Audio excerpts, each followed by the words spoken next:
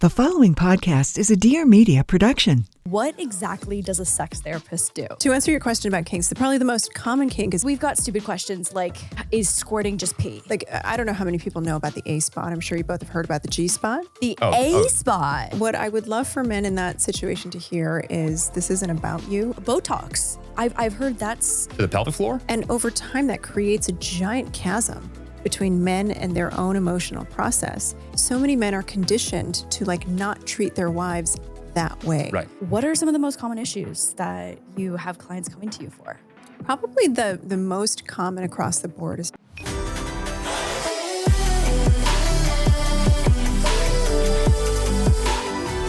Wild Til 9! Are you ready? Yep, let's go home.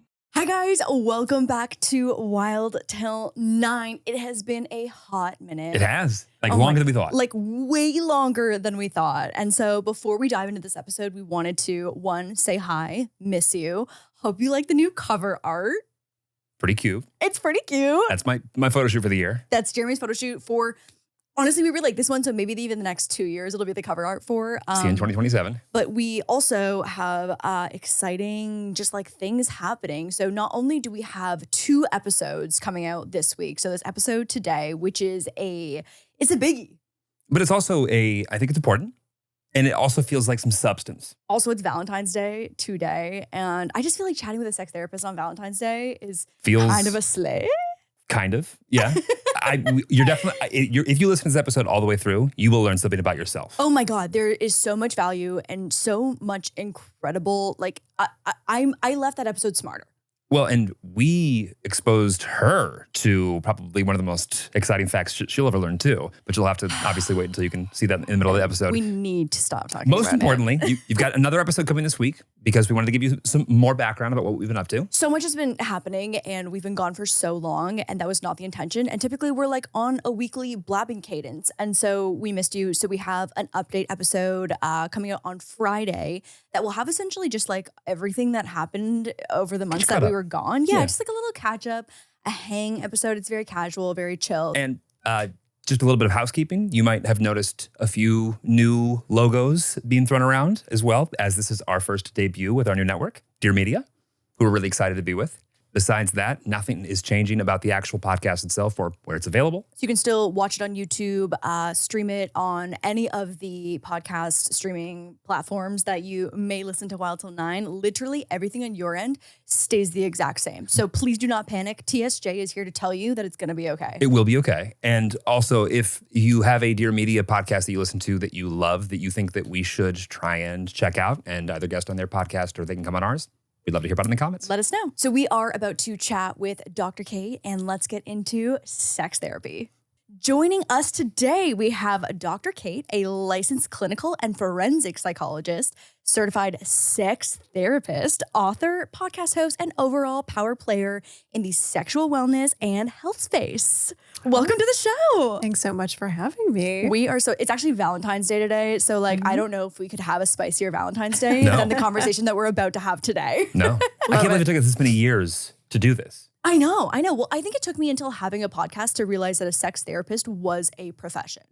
Really? Okay. Yeah, I think so. Wait, what's the connection between a podcast and then making sense of a sex therapist as a profession? It's a great question. I think it's just Same. sex therapist, such a niche guest. And because we've crossed over into relationship and sex questions from our audience and our Wild Til 9 hotline, I think the crossover there, I was like, oh, that's a profession. I was like, that is wild. Yeah. There's a lot of really interesting sex professionals that don't have sex with people. I'd love to understand the difference between clinical and forensic. I feel like we just had a conversation with another therapist the other day, and she was giving us the difference between psychologist and psychiatrist and all of the different tiers. And so I feel like we are finally starting to understand the difference. But so from your profession, clinical versus forensic. So what does that mean? Yeah, so a clinical practitioner, provider is somebody who provides clinical services, right? So diagnosis, treatment, things like that.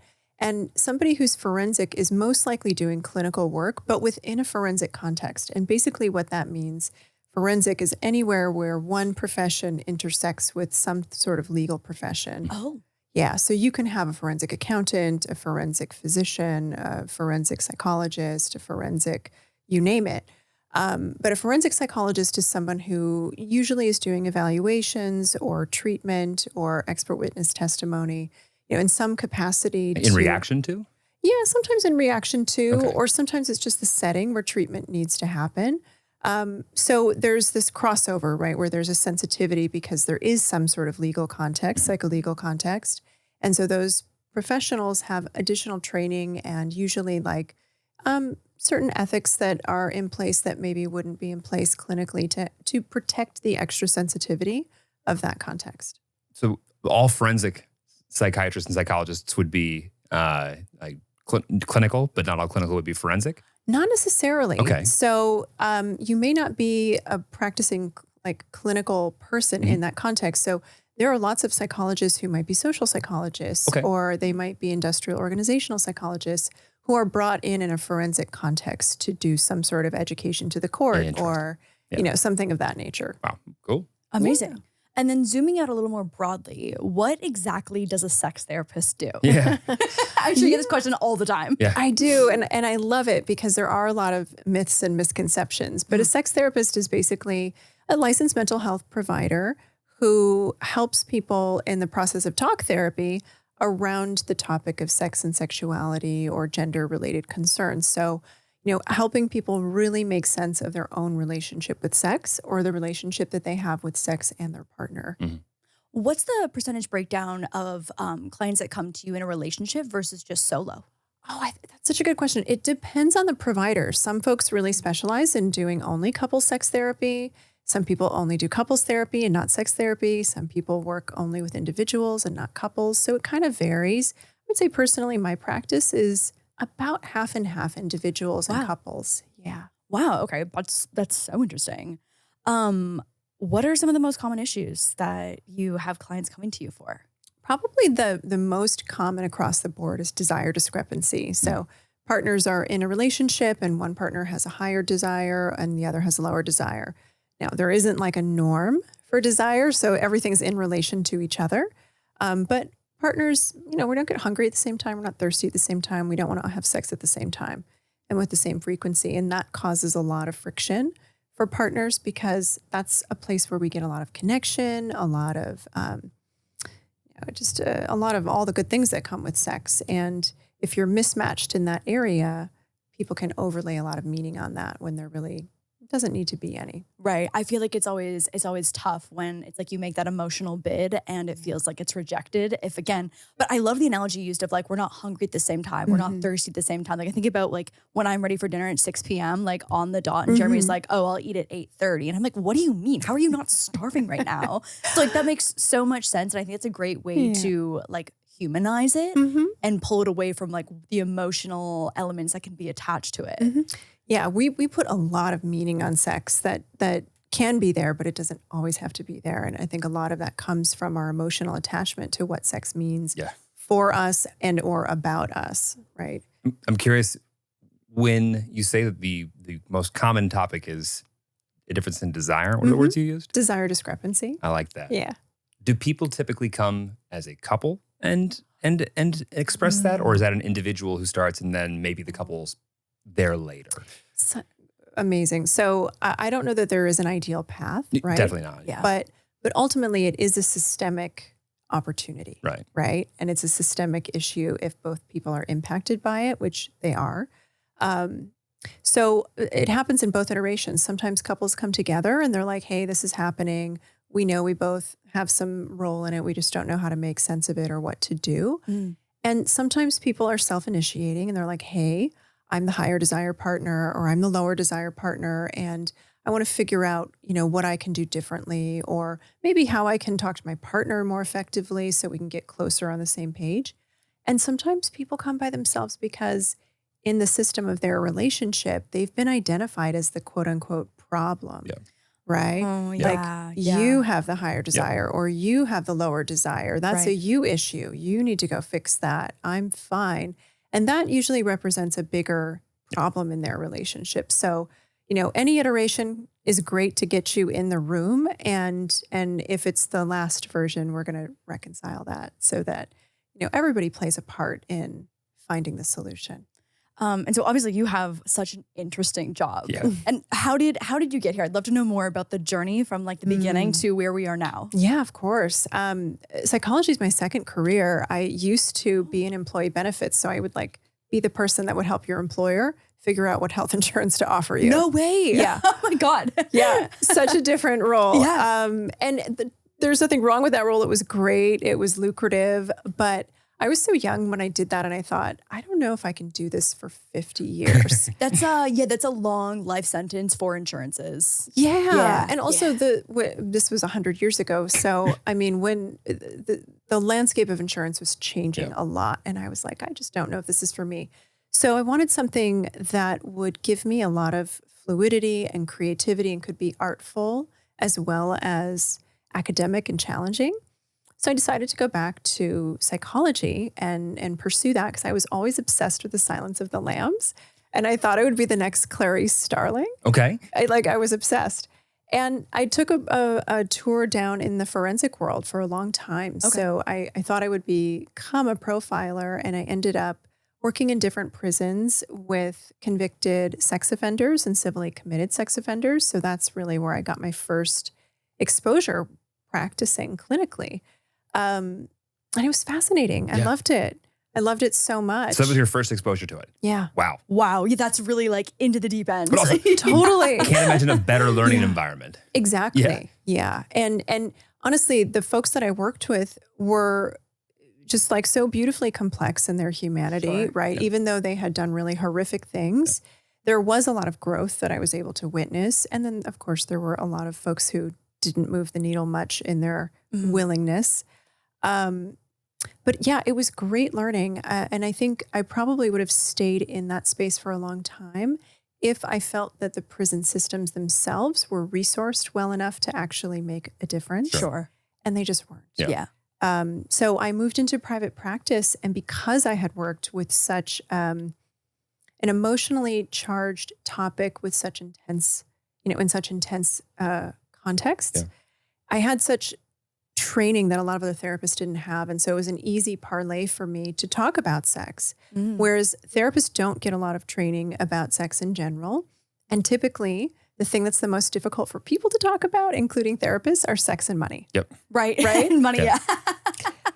So I don't have any problems talking about either thing. And that serves me well as a sex therapist. So I kind of re-specialized, and I still do some forensic work, but I decided to open a private practice where we really focused on addressing sexuality, relationships, and sort of everything that comes with that, because it's super nuanced and every person, every case, every context is so different. So I never get bored, and it just feels really, it feels like meaningful, fun work for me. I'm sure also having the context of having worked with the offenders and then later on in life, having that context going into the experience of then working with potentially a victim, like having both sides of that coin under your belt, I'm sure must be just really interesting and something that you can't learn in school. Yeah, I mean, we certainly do get taught about treatment in school, but there's just so much you can learn from books, right? Regardless of your industry. Totally. Until you're in it and you're in the everyday of that. But yeah, I've been working with survivors my whole career as well. That was my dissertation. I developed a program that used a specific kind of yoga to help survivors of sexual trauma remediate the long-term symptoms of that trauma. Wow. So yeah, I mean, again, a lot of early kind of work around pain and difficulties and problematic sexual behavior, boundary collapses. And what that taught me is so many things, but one, how important comprehensive sex education is, and early, right? We need better sex ed in schools, and from parents to their kids, like we need a lot of sex ed. Conversations around consent, bodily autonomy, things of that are the best prevention for sex crimes. Right, because it starts at the education. That makes a lot of sense. It does, yeah. Or the lack thereof. Or the lack thereof. Right, Right, exactly. Yeah. But also with offenders, it gives them a different, I don't think we'll ever be able to fully eradicate people making boundary violations because humans are humans. But I do think that there are a lot of offenders who get where they are because no one ever taught them how to respect other people's boundaries. Yep. And in fact, they were taught how to exploit people's boundaries implicitly and sometimes explicitly. So better education helps to curtail the risk for that. So moving from like this place of pain and problem, I really wanted to focus in my private practice around pleasure. And how do we take that education and all of that empowerment and create a context where people can thrive and just like have the pleasure that is meaningful to them? You have the most soothing voice. Like I zoned out for seconds. I was like, oh, this is just so nice. Calm. Yeah, exactly. It's just such a calming voice. Thank like you. you'd be a great one of those, like meditation audio things that go around. But it's so interesting about like the yoga too. I always hear that you hold a lot of trauma in your hips. Yeah, I think that can be true. Some people hold it in their shoulders. Hips. Ooh, that's People interesting. are always like, they learn a specific like hip flexor release exercise. Like these girls on TikTok, and they're like, and then I found myself crying for 45 minutes because I had like a trauma release. Totally. When I did my yoga teacher training, I remember in inversions is where a lot of people would cry, right? What does that mean? An inversion is where you go upside down. Oh, where your head is below your hips in some way. And it's really scary. It's vulnerable, right? And it sort of recreates this feeling of vulnerability in the body that a lot of survivors are bracing to protect themselves against in their lives. Interesting. Yeah. So it can be really cathartic to move in the body in these ways that are different than our everyday adaptations. That I am one of the least flexible people in the entire world, but it makes a lot of sense. And like just knowing about how, the rationality behind the body keeps score, et cetera, makes a lot of sense. So we connected with our audience in having the opportunity to talk to you and wanting to get the most of this conversation and provide value to our viewers and listeners. We're tired of hearing our answers. Yeah, exactly. Because like we've got stupid questions like, is squirting just pee? Okay, that's not a stupid question. That's a stupid question. Is it a stupid question? No, it's not a stupid question. That's a great question. Okay, let's start there then. Yeah. I'm gonna just get this one off the table then first because we have I feel like more value-based questions. This is our own curiosity. Totally. So there are going to be different professionals that say different things. And I think that there is some narrowing consensus on this. Maybe there's full consensus and I'm not aware of the research yet. But there is some difference between female ejaculate. That's its own thing. And then there is likely some urine involved in the mix. And then there might be other fluid. I'm not going to go too deep in the weeds on the details here. Listeners are like, yeah, this is a lot. Someone's driving to work right now at 8:15 in the morning. They've just dropped off their changing the kid. diaper of their child. Exactly. Right. So the answer is it's probably multiple things. And depending on each person's anatomy and how they're being stimulated, it could be more of one thing than another. And I think, that's why there's some gray area. But bottom line, if it gets you off and it's fun, go for it. I actually have a follow-up question to the squirting question. I have a friend who was unemployed for a while and she made it her mission while she had this time off. What? I can't believe you're saying this story. I'm not going to name them, but I had this friend who had all this time off and her boyfriend was at work and she was, bored, just, collecting unemployment. And she was like, I'm going to learn how to squirt. And so I love this arc for her. Literally, I was like, and as her friend, I was like, was today the day? You know what I mean? Like checking in with her. And I think it took her about 3 weeks to figure it out. But by the end, because she had worked so hard, she was so disappointed that she felt like it wasn't the same type of orgasm as what she would experience, either during sex or masturbation. Because it's not an orgasm. I was gonna ask that. I didn't think that it was always an orgasm. It's not an orgasm. It's not. I love that you brought this up. Okay. We associate ejaculation with orgasm because in people who have penises, it often an orgasm and ejaculation happen at the same time. Right. A lot of the time, you can have an orgasm without ejaculating, and you can ejaculate without an orgasm, right? But it's very paired for a lot of folks with penises. For people who have vulvas, same thing. You can have them at the same time, but it's not the same thing. Right. And a lot of people with vulvas will say like, squirting didn't really feel like this blissful thing that I thought it was going to be. How anticlimactic, or like it just was messy. That's exactly what she said. Yeah. And for some people, it feels like a lot of pressure, and it can feel like a lot of positive sensation. But it's just not always a one-to-one.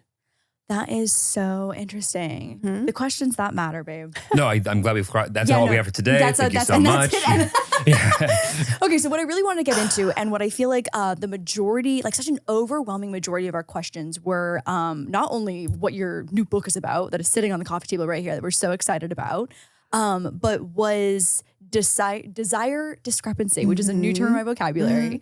But I guess I had summarized it from compiling all the questions of just like a sex drive imbalance and wanting to boost the libido. Yeah. So here were the top 5 that I feel like I pulled from our audience. So because of antidepressants, because of postpartum, busy careers and lives, and just schedules not matching up, religious guilt and shame, It's a big one. and sexual trauma. So I'd love to just get, I mean, I love that just those like are the your- 5 category of our audience. Yeah, no, from the our most audience, common themes. It really is. That's what I compiled, and Yeah. it was overwhelming. I was so surprised Yeah. at how many people were struggling with it. It is, as I said before, it is probably the most common reason people come to sex therapy, because they want to make sense of what's going on and they want a connection with sexuality that feels, one, in their control and autonomous. And sometimes our bodies don't cooperate with what our minds want. And that can be really frustrating. So people might have the cognitive interest. They want to have sex, but their body's like, not getting that memo. Right. Right? Yeah. So there are lots of reasons. And I think we can kind of go through what you named. Honestly, the thing that like is ringing very true to me now is the fact that if these conversations obviously happen all the time in your office, but I would imagine that for every one that actually makes it into the office, you've got 9 that just didn't think it was for them. So I'm just like this list, thinking in my brain, if these are like the common overlap, I wonder how many people struggle with any one of these 5 and will never seek help for them. Probably so many, and it's heartbreaking, honestly. Like sex is so great and it's so good for our health. Yeah. It's great. I mean, it's great when it's great. yeah. Otherwise, maybe not so much. But no, it's really it's great for our physical health. It's great for our mental health. It's great for our relational health. Like it can bring so much to our world. Yeah. It teaches us about ourselves, teaches us about communication somatically. So if it's something that's important to you and you feel disconnected from it, that's really painful. Well, For sure. the number one on the list, antidepressants. I can only imagine the war that I would have in my brain if I had to decide whether or not I wanted to be able to perform in bed or Right. feel bad all the time. Right. And if you're choosing between the two, like that's an awful, when- weighing the decision of once which you're an one's adult, worse. You are in the driver's seat. Yeah. you Yeah. know, but I think so I'm on an SNRI, but I was on SSRIs for a really long time. So I'm very familiar with them. I personally didn't struggle with it, but I've had a lot of friends, especially guys actually, who if they're on an SSRI can't ejaculate. So it's like they can get an erection, but they can't, have sex, quote unquote, to completion in their minds. Yeah. Yeah. It's a real bummer. And it sort of adds more depression to the depression you're trying to contend with. Right. Yep. Right. It's tough. So it is a personal choice. I think it's a conversation for people to have with their prescribers, because sometimes there are other medication that have less side effects that can impact desire and sexual function. And sometimes that's not really an option. So you might work with a sex therapist to talk about other things you can do in terms of stimulation. But really, I think when your options are limited, it's important to broaden your horizon and expand your options. So we might talk about pleasure from a broader perspective and what does it look like to have other kinds of pleasure and not focus so much on penile to vagina penetration or ejaculation. Like, let's open up the mind and create more opportunity.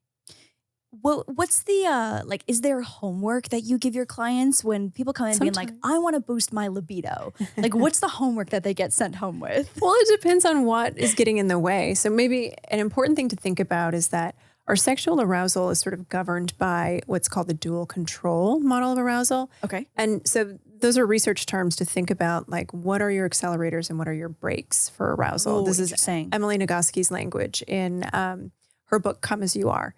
So great book, by the way, read that. But we think about, like, we've got kind of 2 prongs. We've got what turns us on and what shuts us down, right? And more often than not, we've got plenty of things that turn us on, but we have more things that turn us off. Yeah. And so the barrier first, or I guess the first step in the homework is identifying what are those barriers? What are the things that shut you down, that shut down your desire and your arousal? and removing those things to the best of your ability. And that's usually enough to get people closer to where they want to be. And then maybe it's a question of, gosh, I like this thing and I don't think I should like that thing. Right. So how do I address that? Well, right. how many people are actively or consciously thinking about what turns them off in a day?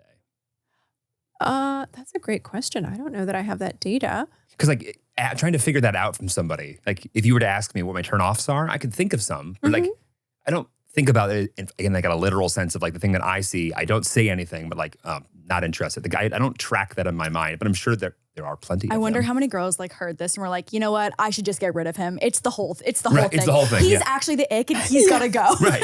The icks are long. Yeah, I think it's a really interesting question that you pose. And I wonder if there is research on this, but I would imagine that more women would actually be aware of that because so many women are sort of like, they're in this position where they're the person who is giving consent, right? Because someone else is requesting sexual activity from them. And so I think it is maybe more of a conscious decision for that person to think about, do I want this? Is this interesting? Or what is getting in the way of it being interesting? But that, of course, happens across gender and sexual orientations. Yeah. Women.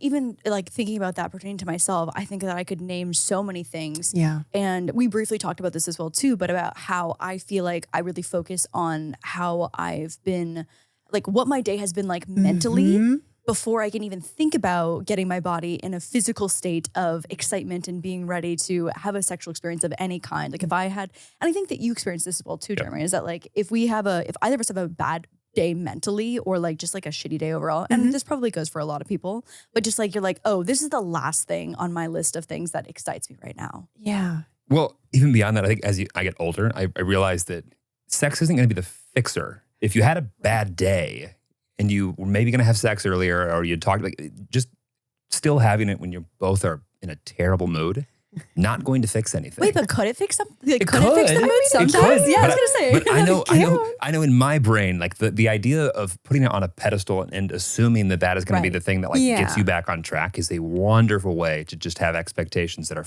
so far off base and then get upset when it didn't fix the thing. And then of course it's just, okay, well, it's somebody else's problem. Yeah. Well, I think your word fix is really important, right? Like sex is never the fix. Fixer. It can be a distraction. Yeah. It can lighten your mood a little bit. That maybe gives you more availability to address a problem, but it's not going to be the solution in and of itself. But back to your point about like some days you have a day where you're just like, oh, my headspace, I'm just not in it, right? Different people have different kinds of desire, and we all have available to us spontaneous desire and responsive desire. So spontaneous is like, boop, oh gosh, wow, I'd really like to have some sex right now. It just like hits you and you're like, yes, I'm in it. My head wants it. My body's like, let's age go. 11 to 19. Right. Yeah. Where the wind blows and you're like, yes. Yeah, exactly. Interesting. Yeah, but responsive desire is a little bit different. Responsive desire starts in the body, right? It's like you might be dancing with your partner or kissing your partner even, and your head is like not even thinking about sex, but your body's like, hey now, hey, I could get into this. Then all of a sudden the head's like, oh yeah, I think I do want this. That sounds fun, right? So it's a little bit of like a top down versus bottom up path to desire. And so that all plays a role in how people figure out what turns them on, what turns them off, and how accessible that information is.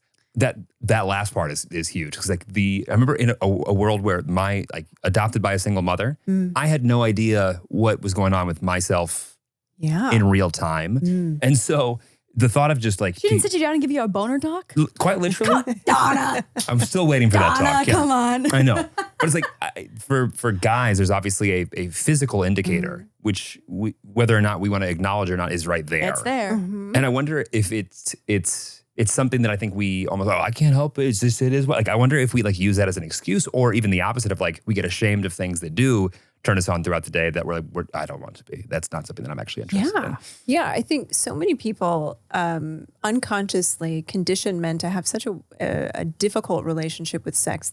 And I say difficult because on the surface, it looks so simple. Like, oh, erection. Yes. Right. Right. Men are just as complex as every other human on the planet, right, of every other gender. But again, like men are really socialized to think very simplistically about their sexuality, which does leave them with a lot of questions that they feel ashamed to ask, Right. a lot of needs that they don't know how to get met. And they get, put in this really narrow box of being expected to perform and show up and like create the pleasure scene. And that can be really, unmotivating. Yeah. We're supposed to talk to guys about it? No Oh my shit. God. You guys talking about feelings? That's crazy. Nah, yeah. I mean, don't be ridiculous. But yeah, it's true. There was, as far as modern language goes, I can't recall a safe space to bring that up when I was a kid ever. Not a thing. Right. I definitely had like the birds and the bees, and my mom like walked me through a book. And then we watched that one video in school where they like, the child get the circle of, not the circle of life. That's giving death. Also, is this the Canadian version? The miracle of life. Yeah, I'm Canadian. And so we watched and Canadian edition. Only one person passed out in the class. It was a male. And then they they put the condom on the banana. But outside of like that one specific book, that one VHS and the banana, like that was it for sexual education. That's more than a lot of Americans get for sure. Oh, really? Yeah. I got about that, but mine was the religion lens to it as well, which was even, I think, more counterintuitive. Yeah, which is just like fear. Don't do it. Don't do it. Don't do it. If you want this, you're terrible and a bad person, right? Yeah. Basically. It's like a Mean Girls when he was like, if you have sex, you will die. I know. Have sex, die. Yeah, let me know if you want a free condom. No. So the religious guilt and shame piece was one that I saw quite frequently. And so I didn't grow up religious. I basically just found out that VeggieTales had a religious undertone to it. And so totally over my head. I was like, cute little shows about vegetables. I love this. This is amazing. Barbara Manatee. But so I am very much not connected to, I think, that piece of it. But I think a lot of people are. For sure. I mean, for a lot of folks who grew up in a high control religion culture, the shame and the fear around messaging for sex when they were young has carried with them into adulthood. And even if they've consciously given themselves the permission to be sexual, it can sneak up your giggling. So I'm wondering if you have some resonance. It's the amount of my friends who I don't know how they could possibly bury that voice in the back of their head. I feel like as a guy, you don't know what to do when you're faced with that. Like, oh well, I'm not gonna be the sensitive one in the room, but like someone needs to be. And I wish that I had known at the time. Just been like, actually, it's not that weird. We should talk about it. Yeah. Wow. I hope men listening heard you say that and they'll model that moving forward. We got about a 0.1% male audience. So right, unfortunately, all 9 of you. But I think I have a lot of female friends who grew up in an all girls religious high schools, like especially in that very like formative time. And I didn't think about the all girl part. That would even compound it more. Right, exactly. Yeah. I think like the friends that I have experienced that the deepest, it came from a lot of that. Yeah, well, I think an interesting thing to maybe highlight that comes from this sort of high control religion, like the fear and the shame that a lot of kids get exposed to. The thing that's important to remember is that purity culture, which is what we would call this, is the other side of the rape culture coin, right? Explain that. So purity culture actually feeds rape culture. Okay. And how we can understand the utility of this is that a lot of religious groups, and this is trans-denominational, where there's high control, sex is often the vehicle for controlling people. And that happens through shaming them, right? And restricting their sexual behavior. Right. And then what you have is a culture of people, young people, who are experiencing things in their bodies that are totally normal and natural to feel, right? They can't help it. They can't help it, right? It's not just people with penises, right? People with vulvas are like, whoa, something's going on down there, right? Like we all get sensations in our bodies and that's normal. But we're told that it's bad. And so we don't talk about it. We don't acknowledge it. It becomes this place of fear because we don't want to be the one person, to your point, that's bringing something up. And then you run the risk of being ousted from your social groups or maybe getting in trouble at home or with your teachers or all of the above. So people don't talk about it and then they don't learn about it. Yep. And to my point earlier, right, sex education is one of the prevention factors to reduce sexual violence. Because when you talk about it, you don't shame it, right? People are like, oh, hey, this is actually a thing that I can talk about without fear of retribution or whatever. So rape culture, how that grows out of that, so you have all this fear, you have all this confusion, and then you have all of this messaging about gender and power and who should and should not have sex and when and why. And then you have a culture of dominance that's related to proving your sexuality amongst men. It's not to say only men are sexual offenders, they're not. But a lot of men, think about the desperation that they feel to be masculine and manly. It's tied to sexuality and how much money they can make and all the things, how many women they can quote unquote get. That's a lot of really confusing messaging. So it creates this context of entitlement and pressure where women are supposed to say no and men are supposed to get yeses. Oh, Yeah. You're so right. That's exactly. And I mean, even speaking to it earlier, like what the woman has to decide, like, is this something that I want to do? Yeah. It's like the woman is giving the approval or the yes. Yeah. And she holds, in heterosexual context, women are unfortunately laden with so much more social responsibility around who gets to have sex and why and when, right? And they're given the message in purity culture that they are responsible for men's sexuality. Yeah. And that's crap. Yeah. Right? But that turns into male entitlement around sexuality and these myths about like, well, if she really didn't want it, then she would do X, Y, Z to convince me of that, or she just wants me to try harder. And so again, these are two sides of the same dangerous coin. Actually, on that exact note, what you just said, the idea of if like it's almost like it's a game that is being played and there are two participants, but I feel like in the language you just used and in that perspective, it's almost as if it's one to this person and if that didn't work, I'll try something else. Totally. As if like maybe just listen. But like, is there a scale or is there a tool that you wish young boys would have in their brain to be able to think, am I being intentional with my actions and being forthcoming and they're not being received well? Or am I actually stepping over this line? Like is there a scale or thought process that you wish that if someone took 2 seconds to ask themselves would help create some clarity here? It's such a great question. And this is going to be a really reductionistic answer because I think this is a really layered question. But if I had to boil it down, if I had to boil it down to one place to start, it would be empathy. Okay. Right. And young boys are often conditioned away from their own emotional process. For sure. Yes. Right? Rub some dirt in it. Yeah. Yep. Right. Like we have a lot of research to show that it's around age 4 when boys stop getting as many hugs and they stop getting as much care to their emotions. Sure. And they start getting more language like be a man, don't cry, don't be a girl, all the things. And over time, that creates a giant chasm between men and their own emotional process. And then what that results in are giant deficits in empathy for other people's emotional process, right? And so you couple that with all kinds of conditioning around what men should be and what women should be and all the things that we're all indoctrinated with. Empathy, like the question of how might my actions impact this person? How might they be experiencing me? Is a question that a lot of men or people can ask themselves when they're thinking about their approach. Right. How might my action? That's beautiful. Yeah. It's true. It's not. My intentions are this, therefore. Totally. And I think that is the thing I want to be able to just take that for a moment. Just make that. Maybe that is true, but let's just think for a moment. Yeah. Yeah. Right.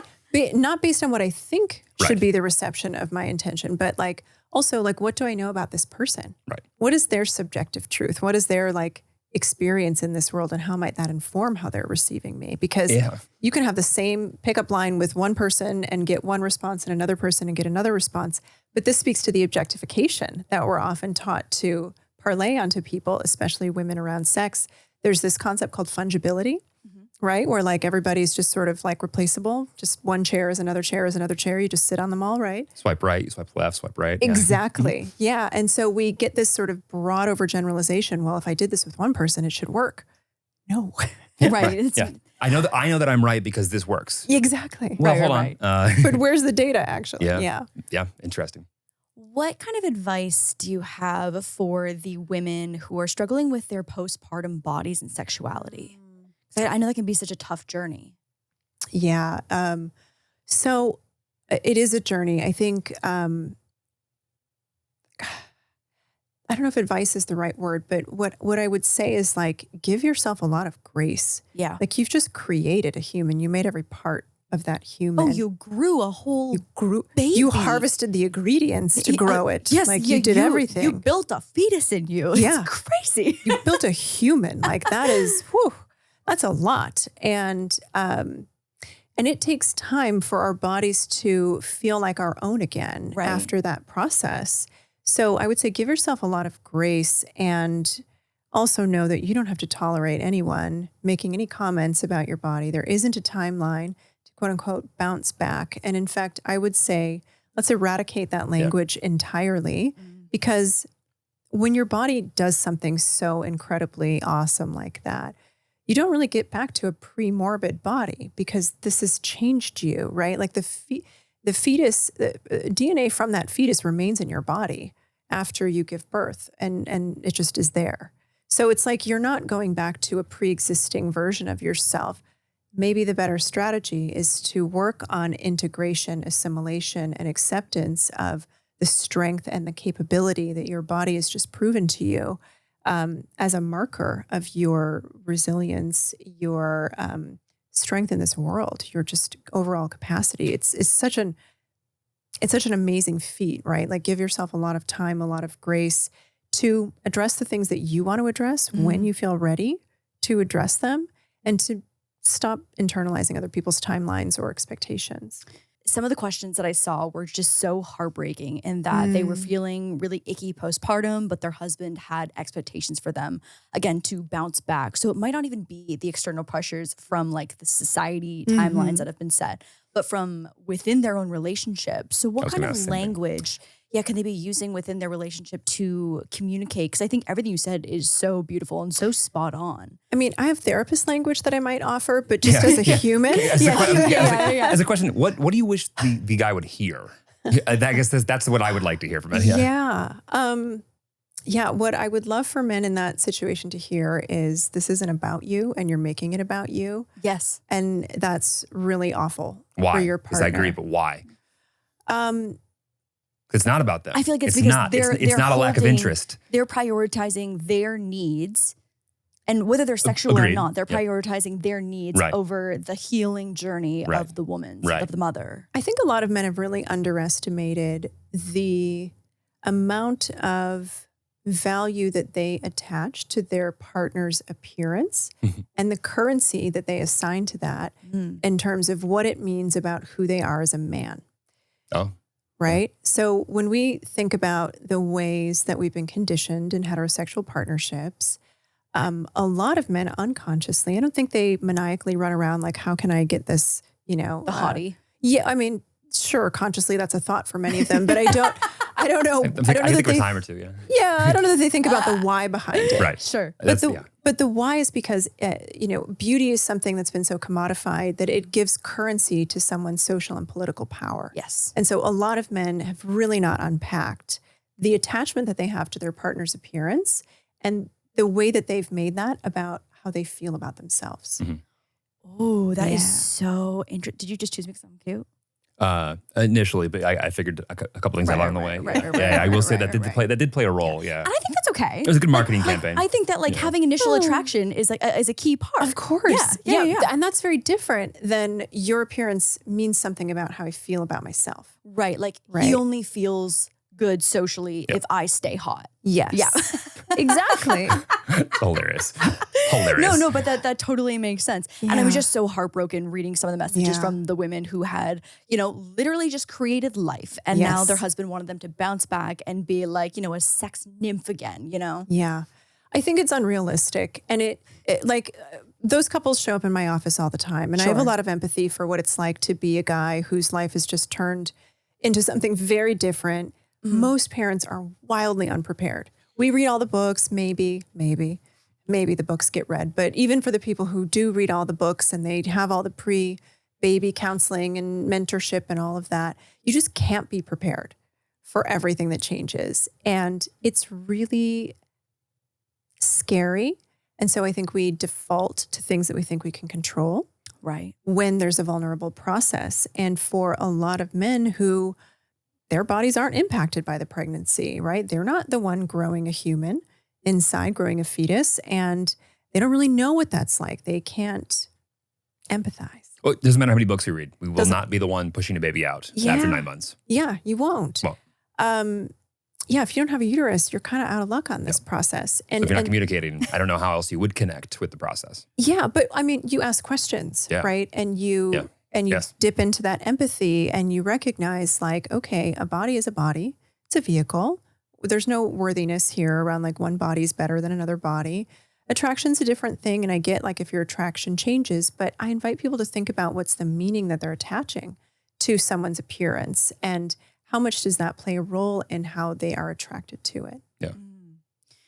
This is a little more of a day-to-day approach, but for the couples who are struggling with just busy schedules and not being able to prioritize, and I think the theme of a lot of those questions was like, we both want to have like a sexy health life, a healthy sex life. Yes, you know, both. a sexy health life, but also I like a healthy sex life. No notes. But just like our schedules. So like one, for example, was 2 doctors who have absolutely insane schedules where I'm sure they come home, eat a meal and pass out until they go back to work. And so what kind of tips or libido boosting trips? Do I speak English? Yeah, well, today? Canadian oh my English. God. I mean, it might be a trip to get to the tricks. See? It might be a trip to the tricks, but like what can the journey, what can they alter in their day-to-day routines that help them get, I guess, quote unquote, back on track to where they want to be? Yeah. Well, first, like everybody's so busy, right? And everyone's busy is a little bit different. So some people have more flexibility in their schedules than others. That's a real ecological thing that folks contend with. So I would say if you're a couple that is like really going through it and it's hard to get that time, try to divide the time up into smaller chunks and see what you can do with a less arduous ask, right? Because a lot of the time we think like, oh gosh, if we're going to be sexual or if we're going to have more intimacy, we have to carve out hours for this. Right. There's my whole evening. Yeah, I have to shower, I have to do this, I have to do that, the kids have to be there and all the things like, and who has time and energy to think about all of that? So it's not even the sex that is the time consuming piece, it's the getting to that. Right. Right.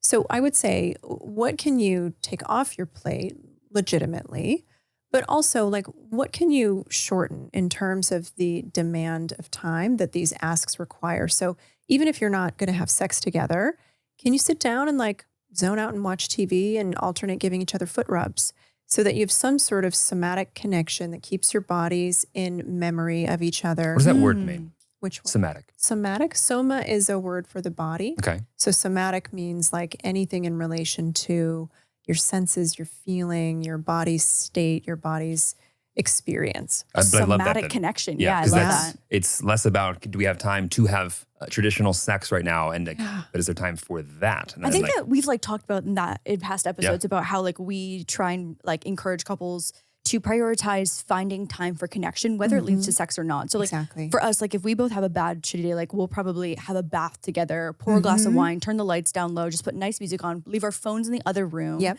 And like that, whether it's 30 minutes or an hour and a half is such like a nice somatic experience. I don't think we had a name for it before, but that's exactly, it's summarized, I think, exactly what we've talked about in the past. Because like, any of those things that can make you feel connected physically, emotionally, that you could do in 5 minutes. And then if you ended up having 15, great. That's key. Totally. Yeah. But even if it is something like a shoulder rub or even just sitting and eye gazing for a few minutes. Now I know some people love that. Some people are like, oh my God, that's so weird. I can't do it. Whatever works for you. But like having that sort of skin to skin, face to face, eye to eye contact is what allows our nervous systems to come back into a state of regulation. And if you're super tapped out and you're under aroused in your nervous system, or you're really anxious and you're hyper aroused, it's going to be really hard to find that time to like be in the right space for sex. Oh, that would be the absolute last thing. Yeah. I feel like when I go through really stressful situations or have like at the end of a really stressful project, I can feel that everything feels like it's at the top of the roller coaster and there's probably a panic attack coming in the next 12 hours or so because everything is like flashing alarms on red alert. Yeah. But I think that's exactly what you're summarizing is like this like peak of the arousal of all of, I feel like we associate the word arousal with sex. With that sex, yeah. But you're right. It's like the over hypersensitivity of just all of the nerves. Yeah, it's our window of tolerance, right? People listening might have heard that language. When we're in our window of tolerance, meaning like we can experience our emotions in a way that doesn't feel overwhelming, right? But when we get hyper aroused, our nervous system there's too much sympathetic nervous system going on, and we don't have enough relaxation stuff happening in the body. Yep. And if we're hypo aroused, then we're underactivated, right? This is like where depression, lethargy, and dissociation kick in. If you're like feeling spacey, you just don't have it, you're kind of checked out, you're kind of underactivated, you're under aroused. And is that similar to what people feel when they're on antidepressants that can augment their interest from a chemical perspective? That's a really great question. So you're saying if you're on an antidepressant, do you sit more in the state of under arousal? Yeah, because like my point is yeah. like it's That makes sense, you yeah. having different feelings on this medication is not because you've it's like It's yes, you're now there's chemically there's another changed. variable. Yeah. It's not like you are now not interested. Right. Well, depression results in this sort of underactivation in the body, Yeah. right? Like anhedonia, meaning it's nothing that used to interests me right now. Yep. Low energy, lots of fatigue, difficulty getting out of bed. All of that is under arousal. It's hypoarousal.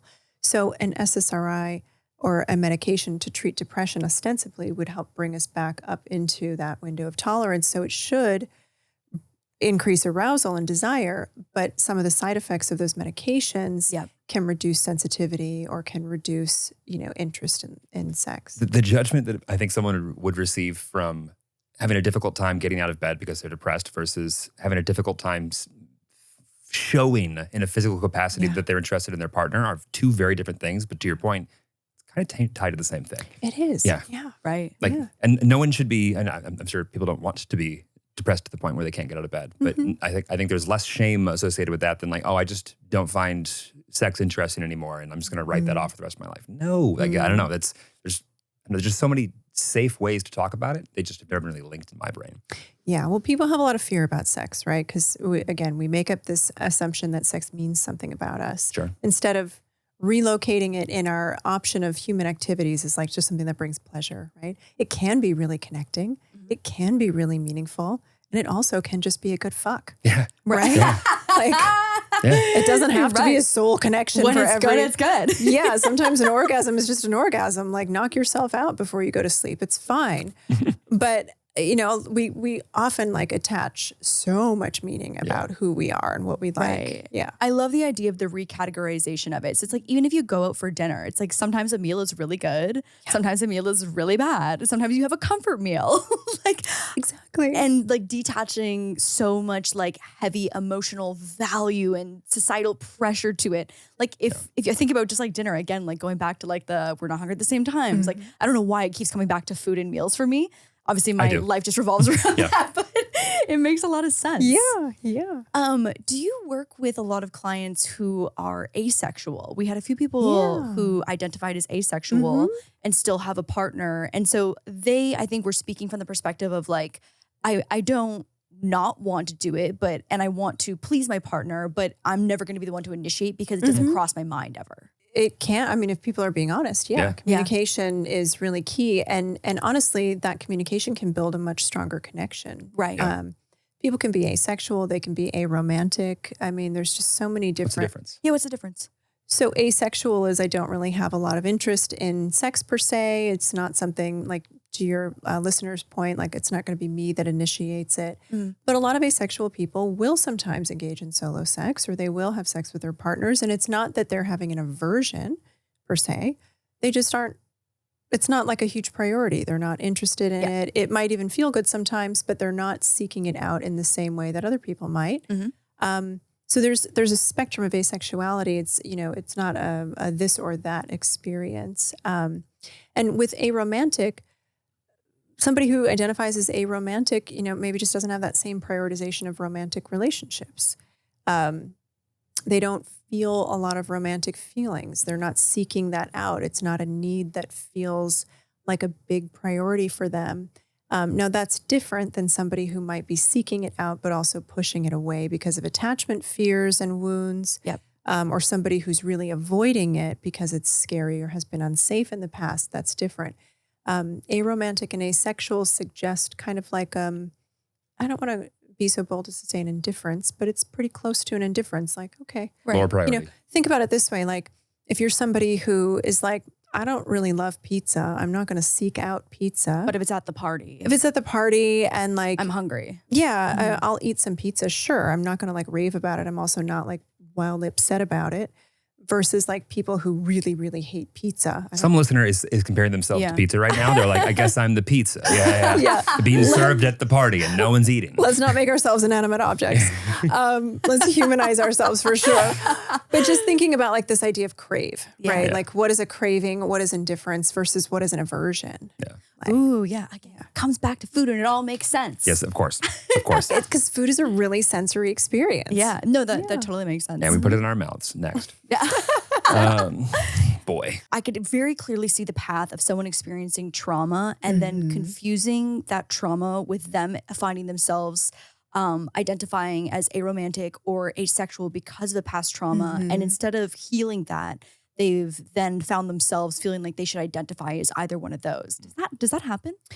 It can happen. I think there's a lot of confusion out in the world about what asexuality and aromanticism really are. Okay. I'm 33. Hadn't ever thought about the difference ever. And I understand both concepts. So it's like until we think about it. Exactly. Yeah. Yeah. Like there's a lot of language about sex that just isn't in the mainstream. So I think when people hear something that gives them a sense of safety, they might be like, yes, that fits for me. And maybe it does, and maybe it doesn't. But asexuality is a kind of sexual orientation versus an avoidance of sex because of a trauma response. Is not a sexual orientation. It's an adaptation. Yeah. Now, it doesn't mean that it's bad or wrong if you're like, oh, sex is not for me. That experience soured me. That's fine. Nobody is, at least not, I'm not going to tell you, you have to be sexual. Some people do keep an aversion for the rest of their lives and they're okay with that. Yeah. Right. And if that is what you need, great. And some people are like, I need to back away for a little while, but then maybe I'll return to sex at some point. And there is a process of reclaiming your sexuality that can feel really empowering and accessible when you're ready. Yeah, that makes sense. We had some questions around painful sex because I think that can be, and personally, like I've experienced that as well too. And it can be so frustrating because like you are interested and your body is giving you the responses and mentally you're in it as well too. But then on the other hand, it's like you have this response of like, oh, that something that's supposed to feel good really, really does not. Yeah. Yeah. There are a couple of different paths to pain during sex. Some of them are psychological and some of them are anatomical or biological. So when people are having pain during penetration, the first thing that I always recommend is that they see an OBGYN and or a pelvic floor specialist so that we can either rule in or rule out pelvic floor issues that might be contributing to pain during penetration. Because if your pelvic floor is either hypertonic or hypotonic, both can result in pain during penetration, depending on where the pain is in your body. And then there might be anatomical issues that an OBGYN can help you assess that might give us some insight in terms of like what's going on structurally or whatnot that needs to be addressed. And there are medical treatments to help with those things, which is great. And then once we can rule in or out those elements, then we can look at what is the psychological impact. Because what can often happen is when we experience pain, we don't really want to do that thing again.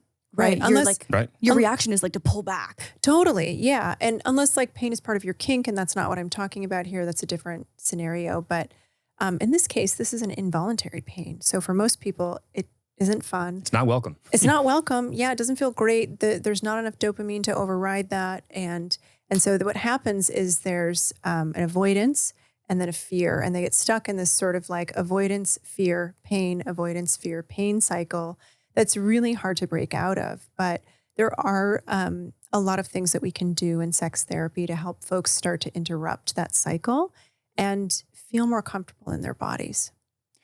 For the listener at home who heard the first half of that, which was there are people that they can see if this is a problem, but they have never Googled that before. Yeah. Where do they start? Yeah. I would Google sex therapists, pain or OBGYNs or pelvic floor therapists. Yep. Right. Pelvic floor therapist, that's a new one that I've never heard of before. Yeah. I think pelvic floor therapist would even skirt by even the most restrictive of like someone like are they looking at porn? Are they looking at sex? Pelvic, like that one I think would actually just pass. Yeah. I think you could I think you could get to where you wanted to go without actually get the medical response. You could do that probably in you're the school looking for. library, I think, but yeah. I think you can. Because I think people just don't know where would I start? Totally. Like I know that exists. Not for me. It's too expensive. It's not in my small town. That resource doesn't apply to me. My priest will be mad. All of those things. All of those things, Right. yeah. And I'll tell you, like, when I worked with sex offenders, I thought I knew a lot about sex. And I did, right? Yeah. But when I started as a sex therapist, I was like, oh my God, there is just so much that we don't learn about sex as everyday humans. Totally. And so the amount of study and education that goes into any one of these specialties is pretty profound. I don't expect people to know that stuff, right?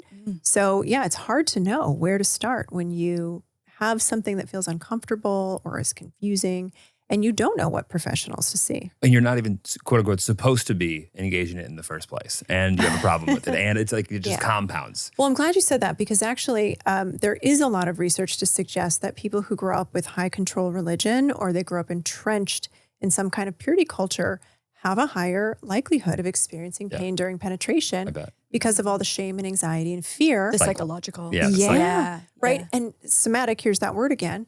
Our psychological response and fears about sex often leads to like a bracing and a protection in the body that is part of what makes our pelvic floor muscles clench up and tense. Yeah. And our whole body. And we can become so adapted in that protective posturing that we don't even realize we're doing it. Yeah. And that happens a lot during sex. For the listener who is like, okay, I'm experiencing painful sex, but I'm scared. Now that I know what to Google, I'm scared to go because I'm scared that the path to healing might also be painful physically. Yeah. Is that the case? Unfortunately, the only way to pleasure is through the process, right? Man, we just had another therapist tell us you got to lean in. Yeah. Like, damn, there it is again. I know. I wish there were a switch and to Ozempic flip for pelvic floor. Yeah. Even with Ozempic, that's a process. It doesn't just True. tomorrow. Also needles too. Not for me. Exactly. Yeah. Like no happy pill. No, just and I'm fixed. Botox. I've heard that's to the pelvic floor. Botox. Yeah. To different parts of the vaginal opening can be a part of the treatment plan that's prescribed. And that sounds terrifying. I was going to say, so that was the easy route? That was the one time? Yeah, I'm like, you said Ozempic, and I was like, needles. And I was like, oh, the Botox. Yeah. If I ever need to take a needle to my area in order to like feel a little bit better, we might not ever have sex. That might be it for me. the end of it. You know, lots of men are actually getting Botox in their anuses to help relax their sphincter I was for going to ask anal about sex this. and pegging. No. What? Yeah. No. Yeah. Wait, it's it a whole relaxes thing. it? Yeah. Oh, yeah. Because think about it. Think about Botox, your forehead. Yeah, Right. Botox arrests the muscle. Oh, his forehead Right. knows. His forehead knows. Yeah. His forehead is familiar. Yeah. This is I you're love looking. that. This is I all love that. of my emotions you're seeing right now. Yeah. Yeah. Okay. So it relaxes it. Wow, my gay throuple friend needs to hear about this. It like Botox is used for many things. Yeah. Right. Yeah, obviously. Many things. It's an interesting option. Yeah, I think like even to like free some of the sweat glands I've heard as well too. So like, so Botox into the coochie. Okay, got it. That's the prescription. Okay, so did can we be calm an any nerves option. at all? Yeah. Did we calm nerves there? I at know, all? I don't think I calmed any nerves. I brought up needles and everyone was like, well, I guess I'll just have painful sex forever. No, there are lots of other medical and non-medical strategies. Okay, Yeah. that makes sense. Yeah, because I feel like in the past, like when I've personally researched this, everyone's just like, well, you just have to relax, just do more foreplay, just breathe. Okay, so first of all, if your provider tells you to have a glass of wine to relax, like find a new provider. That's unhinged. Honestly, That's unhinged. yeah. Yeah, I get where those providers are coming from, but it just isn't enough for folks who are really struggling with pain during penetration because it is such an involuntary, and for some people there's spasming, and wine doesn't help that, right? It's a subtle way that medical misogyny has become the norm. I don't think the providers are malintentioned, but this is a topic that unless you're really specialized in, you can run the risk of giving people bad advice or, inadvertently shaming patients who don't know where to go and what to do. Well, from a confidentiality lens, at what age are you able to have this conversation with your medical provider and not have to worry from a legal capacity that it's going to get back to your guardian? That is such a good question. I don't know what the laws and ethics are for physicians around that. But for sex therapists, it depends on the state, right? Sure. Because I'm thinking like if someone only has their primary care and they only have that one number that they know that they've been to with their mom before and like they're deciding between calling the office or not. Like that feels to me like a thing that someone is going to be dealing with. I think you should ask your provider. If you're underage and you're like, gosh, I don't know who I can talk to about this, you should ask your provider and say, hey, you know, if I talk to you about sex, is that something you have to talk about with my parent? Or do I have an expectation of confidentiality? And they legally have to tell you the truth. Okay. Now, you know, Go forth in your conversation. Well, what do they do, of course, but ask the questions of your provider to find out. Look at the paperwork that you've signed. It usually should have something that talks about what parents and guardians have access to for minors. Yeah. And again, every state's a little different for mental health providers. So in some states, you know, there might be an expectation of privacy at 15 or 17 or 18. Right. So it's all a little bit different. But you do think that someone could pick up the phone, call their primary care physician and even ask that question and get an answer? I think that they can advocate for themselves. And in an ideal world, yes, they should be able to get that answer. Yeah. And if they can't, again, I would say maybe try finding other providers. Okay. If that's accessible to you. Because like I wouldn't have understood my own insurance as a 15-year-old and what options were available to me versus now. So it's like I think the doctor was the doctor. Exactly. But I needed to get to any other doctors. I'd have to go through that doctor. Yeah, it's hard to almost reverse engineer it, but like, if you don't think about it from an actual practical lens, none of this is helpful. Yeah. It's more information that like doesn't apply, and it's like it does. I was about to ask for the couples who are looking to spice up their sex life or boost their libido in just like a fun way.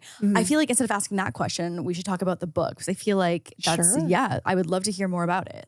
Yeah. So the book came about because probably like one of the questions that people ask themselves a lot is, what happened to my sex life? Right. Where did it go? When did I lose track of it? Right.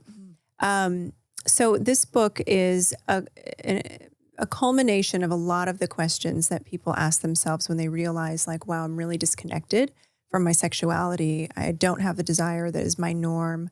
I want to be more sexual. So where do I start? So each section of the book is organized in a different way.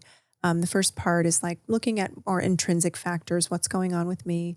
Second part of the book is looking at more external factors, what's going on in my relationship or in my dating life. And then the last part is what can I do about it? And I've outlined a series of things to think about, like setting different boundaries. What is my yes? What are my no's? What are my maybes? What are the contexts that might move a maybe to a yes or a no, right? Helping people think through some of those things. Thinking about expansiveness, like, do I want to try anything kinky? Do I not? Am I already a kinky person? I want to try new things, right? Like, what are my options? And then I really focus on embodiment in this book and helping people get back into their body in a way that feels accessible and also sustainable, right? Because, you know, you guys mentioned, what do you do when you're that busy couple or you're that busy person where like doing one more thing is just not on your to-do list, you don't have the capacity. That's a disconnection issue, right? Between mind and body. And understandably, you're exhausted. So how do you start coming back into the body in a way that actually you can sustain?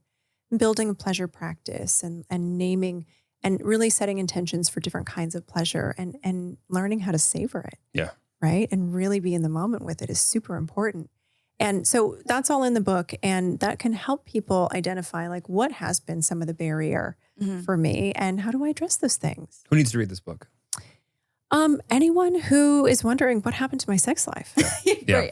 As the title claims. I love that. That's a prerequisite that I think most adults, if they're being honest with themselves, at some point in time in their life go, I'm not as interested as I was, but why? But I want to be. Right. And like, where did it go? Where did it disappear? Yeah. How can people lean into the yeses? So like you're talking about the things that like, okay, these are the yeses for me that like get me there. How can people lean into that?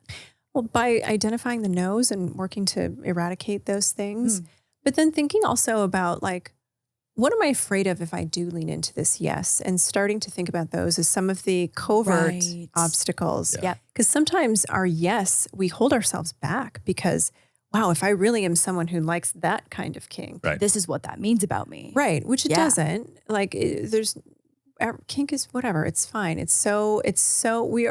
The The only thing that is a constant about sexuality is that everyone's sexuality is diverse, right? And so kink only means that you like certain kinds of emotions or certain kinds of sensations present during your sexual experience that you haven't been able to cultivate in other ways.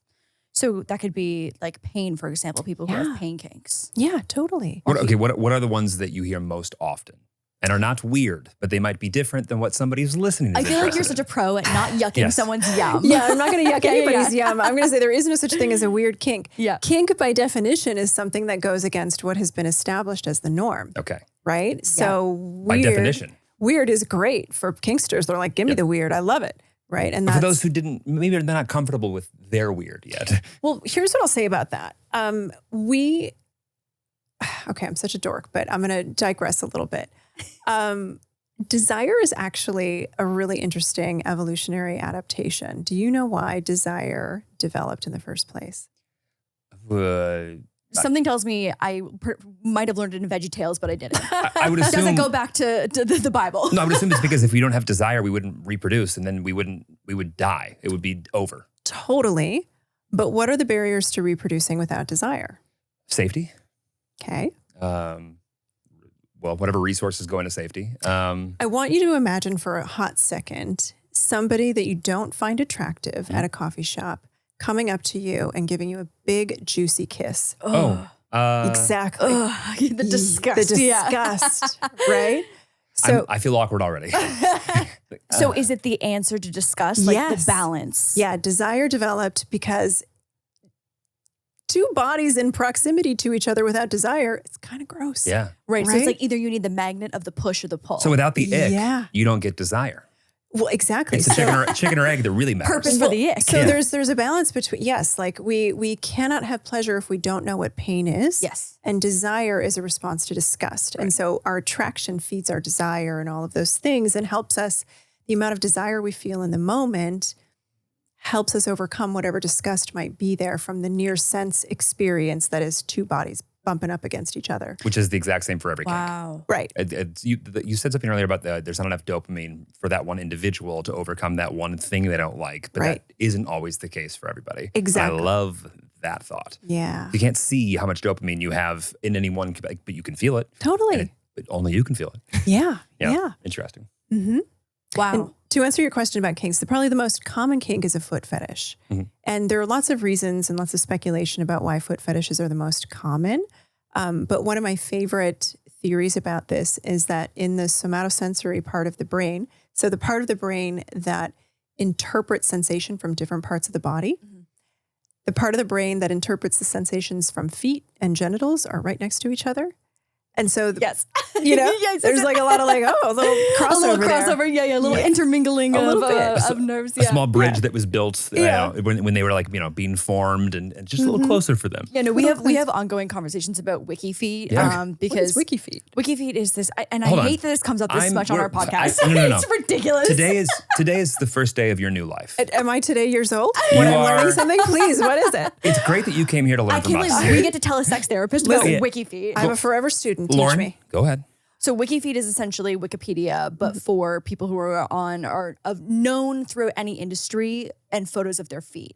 So pictures that I don't even remember of myself that have my feet in them, people will go and crop just the feet out. Or they don't want calf. They don't want thigh. A whole profile of different celebrities or influencers, musicians, whatever it might be, anyone known. If you've been on a reality eye. TV show in the last 15 years and so posted two pictures. Can also rate your feet. Of course. And it's a whole library of feet photos of different individuals, essentially.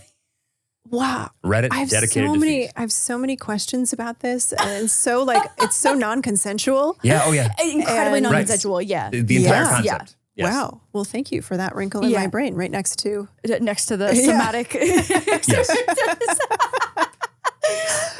But that totally makes sense. We have a friend who has a foot fetish, and he's very open about it and not ashamed. And yes, good. He is. Can't tell him otherwise. No, can't tell him otherwise. And I think that's how we ended up down the path of learning about about wiki proximity. Yes, it's funny. the proximity of the brain. Yeah, I think if you're talking about the person that I think you are. I remember at one point in time in like a past life of mine, he made the comment, "Yeah, I mean, I could just never be attracted to your girl because like those feet." And I was like, I've never. I think I'm offended. Great to know.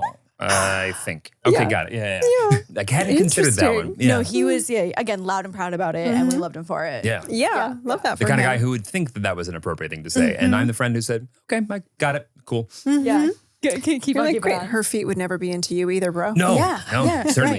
right. Okay, so feet are common. That to Feet me, are super common. I almost feel as if like between when we were kids to now, it's like, that's nothing. What else you got? Like that one is almost like Yeah. mainstream at Yeah. this point. Well, I mean, honestly, there's like so many different kinds of kinks that we could go into. But I think some of the other really common things are pain exchange, right? Yep. So for people who are into sadism, they desire the giving of a sensation, either physical or emotional. Oh, the giving. Yeah. So people who are masochistic, the receiving of a sensation or an emotional experience. And so we often think about sadism and masochism as being about pain, and often it is, but that pain can be psychological or physical. But so a lot of people really have this interesting reaction about pain and sex, and they don't understand the connection with pain and pleasure. There's some interesting research in an article I read a little while ago that talked about how orgasms may in fact actually be sort of a response to pain in the body in like a slightly different receptor. Yeah. Oh. Yeah. Which is an interesting thing to think about when you think Yeah. about the way we lose control during orgasm and the way that it can feel so good that it hurts sometimes. You know, there's a lot of extra sensitivity there. So it's the relationship between pain and pleasure is one that's really pretty inextricable. But for some people, the sensation of pain or the emotional experience of pain is a bigger part of their arousal template. Sure. So you ask the question, why? Well, there can be many reasons, but when we talked earlier about the nervous system, fear can be an accelerant to arousal. Yeah. Right? In the dose that is right for each person, everyone has a cutoff for when fear stops being an amplifier and when it starts being a suppressor of pleasure and desire. But for a lot of folks, they have a bigger tolerance. And so the pain elicits fear, or it helps them feel in their body when they may have less connection to physical sensation in their body. And paradoxically, some people with chronic pain enjoy pain exchange because that pain is in their control. Sure. Right. Because they are choosing to inflict it versus Exactly. it just being their whole life. Yes. And so, Totally makes sense. you know, the psychological relationship with pain is sometimes more important than the physical sensation for some folks. For others, it literally is about the sensation and how that lights up their erotic blueprint and template.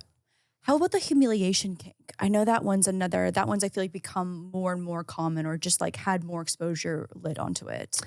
Yeah, so a lot of people experience a tremendous amount of shame in their lives and they don't have control over it.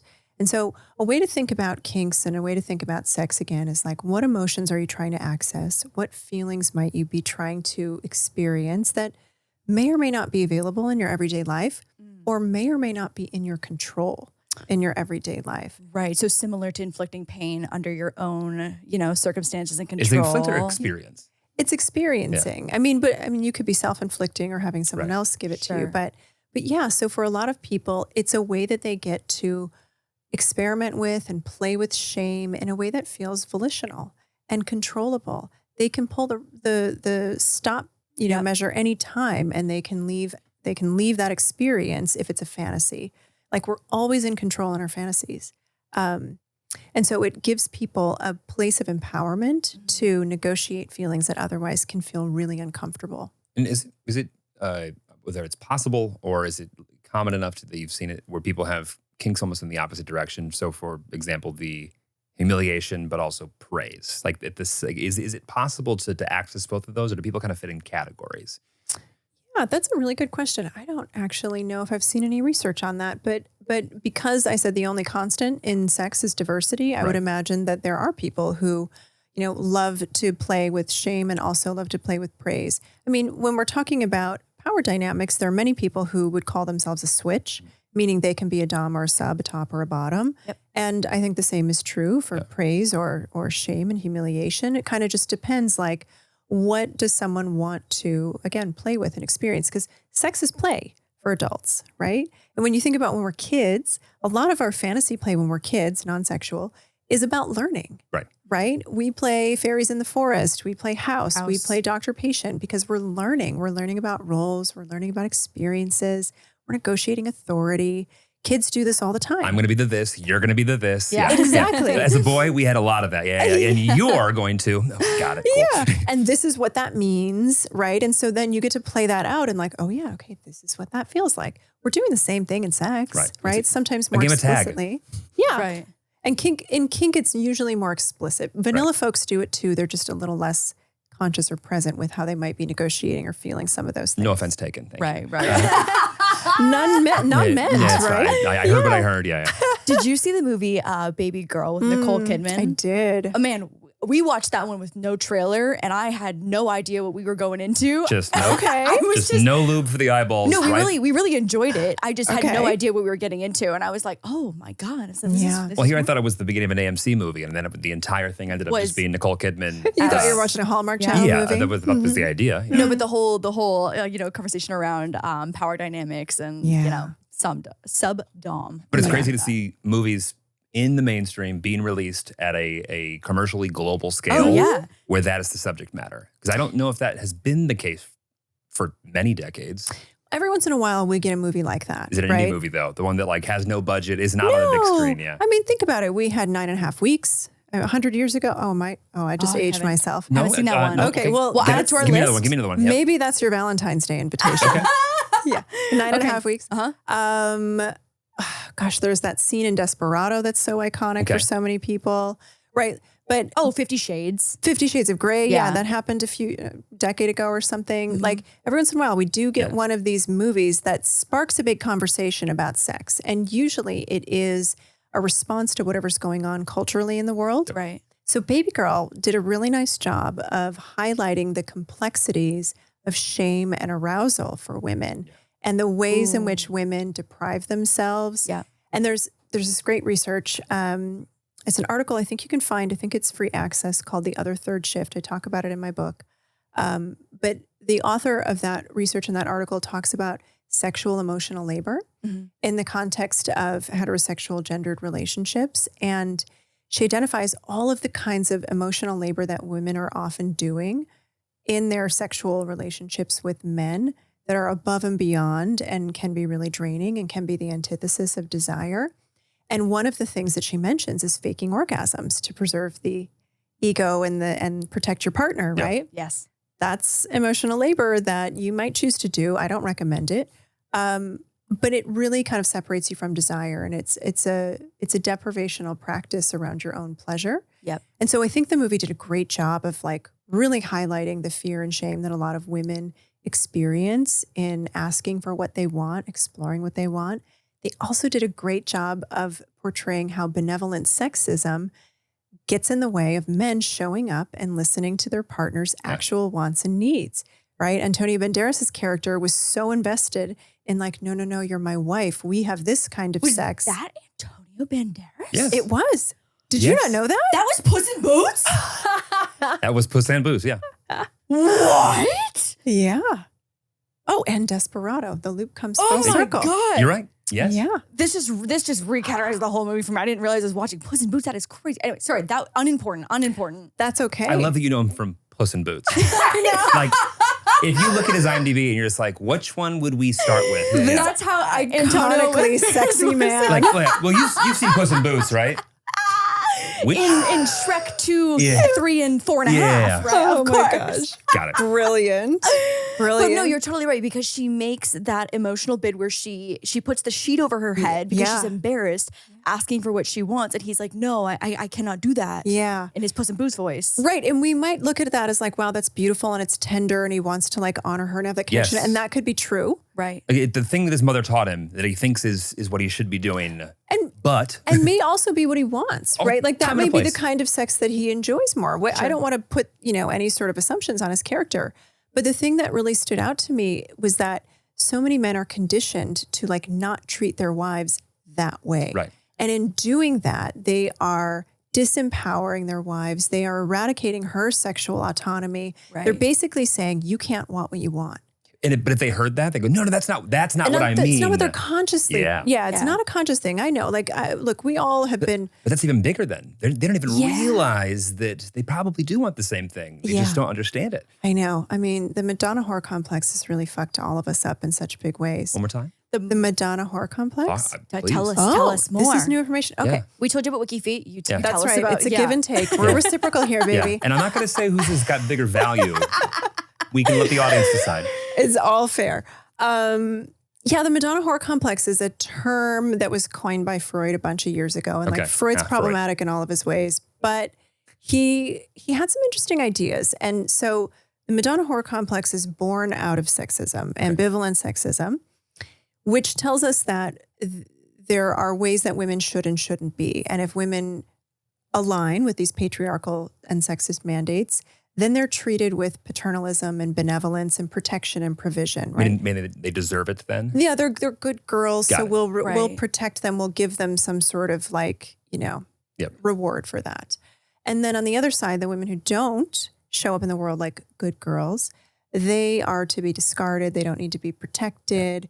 They streets. Yeah, exactly. They can be repositories for all the things we don't like about ourselves, and we can project that on them. So for a lot of men, not every man has this affliction, but for the men who do, they often have a lot of sexual charge for women that they don't have to respect in their mind. Sure. And then their wives, who they bring a lot of respect to, they have to desexualize, right? So it's difficult for them to love and fuck the same person. Where do men need to go to hear more about that? Because I don't think that they realize that, like, if they just thought about how they feel, but from a different perspective, they still get to the same place, like that you can still love and respect, and she is your wife in all these capacities. Yeah. And that doesn't stop you, or that doesn't mean this other thing is not true. How do we, as grown adults who think we are well set in our ways, explore that concept? I love that you asked this question. It's a really hard concept to start to think about and unpack because it requires personal responsibility. It does. And accountability for how we may have inadvertently been perpetuating sexism. Right. That's not something that most people want to think about, regardless of their gender. But for men especially, like, men are subject to ambivalent sexism too, right? Men are sort of thought of in these bifurcated categories of you are either a monster or you're a hero. And a lot about what you should be. What you should be, right? You're a good guy or you're one of the bad guys. None of us are this dichotomous, right? We all can do things that hurt people. We all can do things that are really kind and wonderful too. And it's we're on a continuum. But it's easier for our brains to think about behavior in shorthand. So a lot of guys have a hard time breaking down this stuff and really deconstructing what they've learned about women, because to do so again means they have to reconcile, like, yikes, I've done things that would put me in the bad guy category. Right. And I don't want to be that guy, and I'm not that guy. And consciously I haven't been trying to be that guy. But sexism is really, really pervasive in our culture, and we grow up in it, right? In varying degrees. Right. Different households have a different level of adherence to it. So if you're listening and you're like, hey, I think that might be true for me. I kind of have this dichotomous way of viewing women or viewing men. Like, it's a good opportunity to start thinking about, like, what were the messages that I was taught and how can I start dismantling that and seeing people more holistically? Right. Wow. Right. Yeah. Yeah. But it does require discomfort. It does, but Leaning in. the thinking about what it means, that it's just like you are well-intentioned and you are intentionally and purposefully continuing to do the same way and feel the same way you've always felt. Yeah. But like, if you just saw it through the other lens, it's like, oh, wait, I'm in control of this. Totally. Let me do it differently. And also, like, getting over the discomfort of, like, okay, gosh, I have to look at this stuff that I've been doing that maybe isn't aligned with how I want to see myself. Yeah, we've all done that. We've all been there in some way or another. But once you get to the other side of that, oh my God, the Superpower. possibilities that are open to you in terms of sex and love and depth and connection are really, really amazing. And honestly, this, like, disconnect keeps people pretty compartmentalized in their lives, and that's painful. Yeah. I want to shift gears a little bit over to the orgasm gap that you talk about a lot. What does that look like right now between men and women in heterosexual relationships? So the most recent data that I've seen is Guys, log off. Don't listen to this conversation. no, Yeah. Guys, listen. Lean Stay in. here. Here's an opportunity to get Guys, uncomfortable. just get off the air. Get your boyfriends, get your men, make them sit down.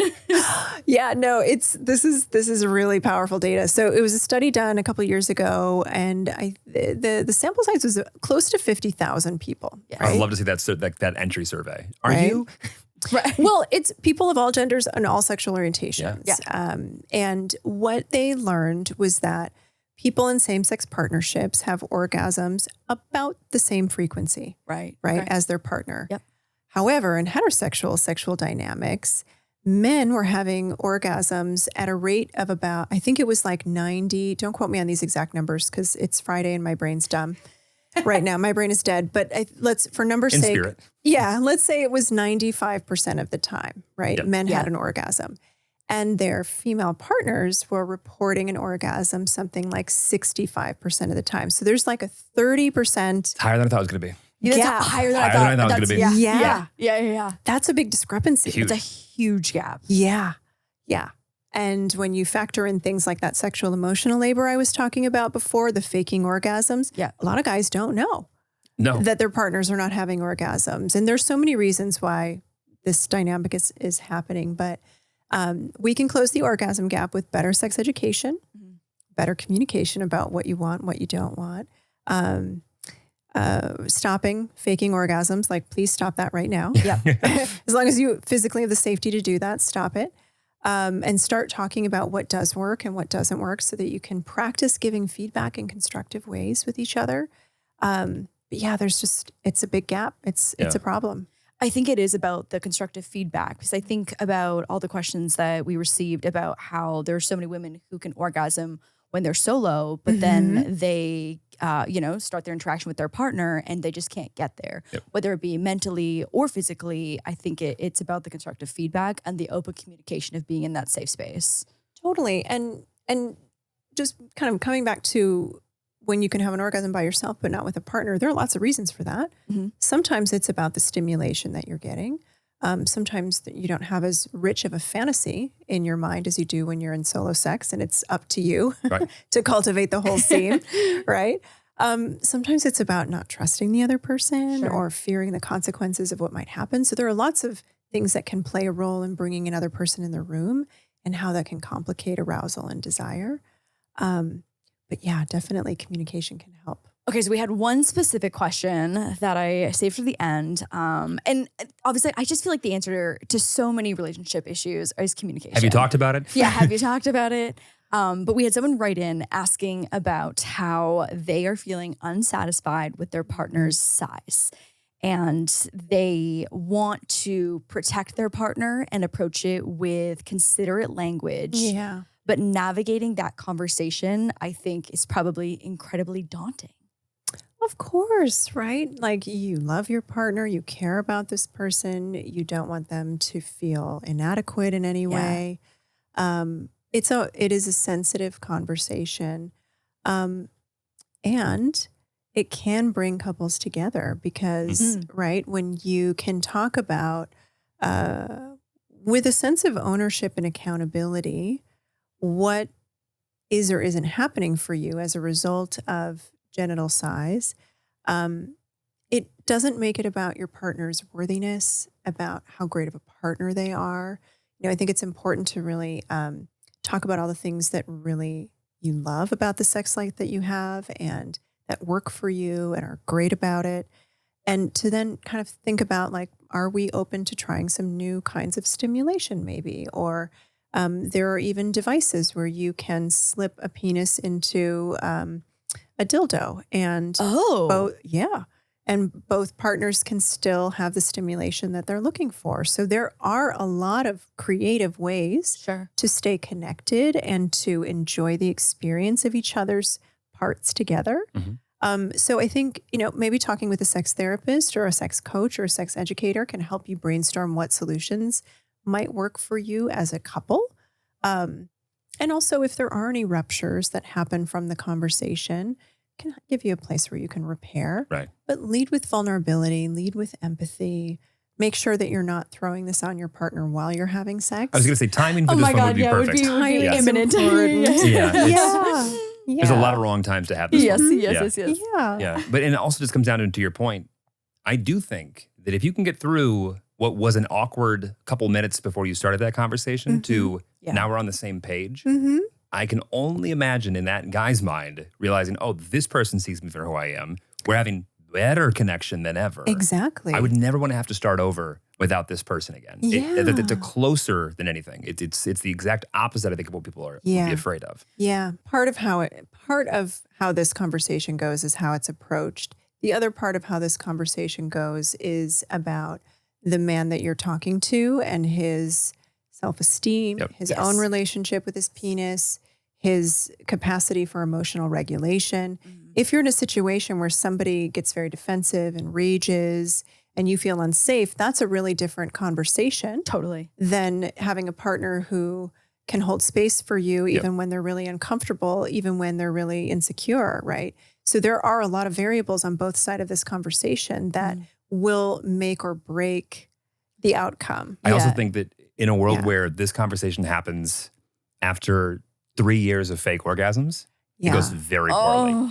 Oh It God. can. I can already think to myself, in a world where I now feel like, oh, I've just been lied to. Right. You've been unsatisfied. Like I thought I knew a thing about myself anyway. And I for whatever reason, I believed. So like to your point, stop doing that. Stop faking orgasms. Yeah. Stop doing that. But I also think finding or prioritizing or focusing on a way to make it feel as if you are able to unlock something new for both of you is the key.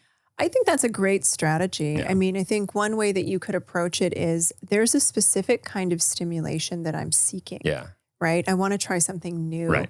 I read, I don't know how many people know about the A spot. I'm sure you both have heard about the G spot. The A spot. A spot. Right. Okay. So Again, wiki feet, A spot. thank you. WikiFeed, I have a feeling, is going to be the gift that keeps on giving. well. you now have no idea. there's tons of opportunity to learn more there. But Honestly, the next book tour should be sponsored by WikiFeed. Yeah. If they can I'm get going to have my people call their people. If they can get their consensual, side of things sorted out. By the way, they do need help. Maybe I'll offer some consulting services first.